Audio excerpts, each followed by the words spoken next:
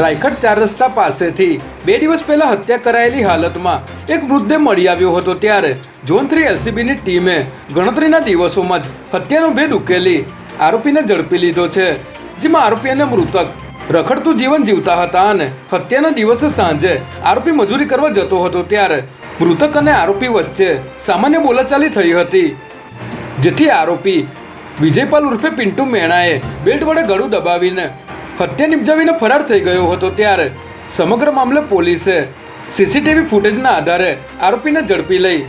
મૃતકની ઓળખ માટેની કાર્યવાહી હાથ ધરી છે.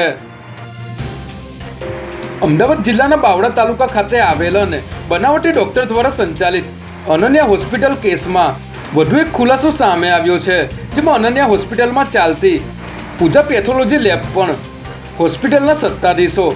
બોગસ ડિગ્રી દ્વારા ચલાવતા હતા અને દર્દીના લોહી તેમજ અન્ય સેમ્પલો લઈને પરીક્ષણ કરતા હતા, જેથી પોલીસે આ ગુનામાં અન્ય કલમોનો ઉમેરો કરીને લેબોરેટરીમાં નોકરી કરતા સ્મિત રામી, જયેશ ચાવડા, દિનેશ મકવાણા સહિત 7 લોકોની ધરપકડ કરી આગળની તપાસ શરૂ કરી છે.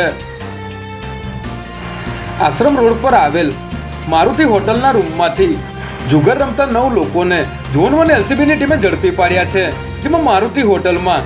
જુગાર રમાતો હોવાની બાતમીના આધારે ઝોન 1 એલસીબીની ટીમે આ હોટલના રૂમ નંબર 208માં દરોડો પાડતા 9 લોકો જુગાર રમતા મળી આવ્યા હતા, જેથી પોલીસે સ્થળ પરથી 65,000નો મુદ્દામાલ જપ્ત કરી તમામની ધરપકડ કરી હતી. બહેરામપુરા વિસ્તારમાં રહેતો પ્રવીણ વાઘેલા છેલ્લા 1 અઠવાડિયાથી રૂમ બુક કરાવીને જુગાર રમાડતો હોવાનું પોલીસ તપાસમાં સામે આવતા પોલીસે ફરાર પ્રવીણ વાઘેલા સામે ગુનો નોંધી તેની શોધખોળ શરૂ કરી છે.